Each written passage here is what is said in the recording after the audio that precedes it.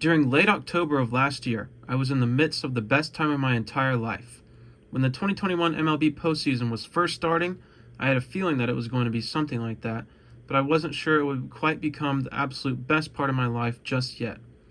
The Atlanta Braves were in the middle of their World Series championship run on October 23rd, the night that they would go on to defeat the Los Angeles Dodgers to advance to the World Series.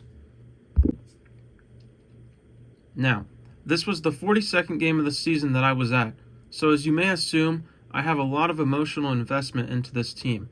My dad and I were there, just the two of us, which is a little unusual since my grandpa is normally there with us, but he was not this time.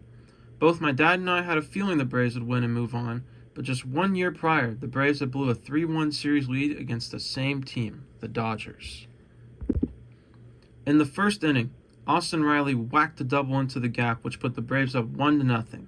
The crowd was already into the game as loud as you could imagine. That was a great start. The Dodgers were held at bay until the fourth inning when they tied it up 1-1. There's always a good number of Dodgers fans at their away games, so it was relatively loud when that happened too, though this time it wasn't the kind of noise Braves fans enjoyed hearing. Then, the man, the myth, the legend, Eddie Rosario stepped up to the plate. He had been on fire this series. The Dodgers had yet to find a method to stop him, and it would stay this way. He blasted a 3-run home run over the right field wall that put the Braves up 4-1. Truist Park was going ballistic, and the crowd started to have the feeling of victory set in. The Braves would keep that lead and would go on to win the game 4-2. For the first time in my life, they were going to the World Series. This is easily one of the greatest nights of my entire life. My dad and I couldn't be happier as we celebrated along with the rest of the city of Atlanta.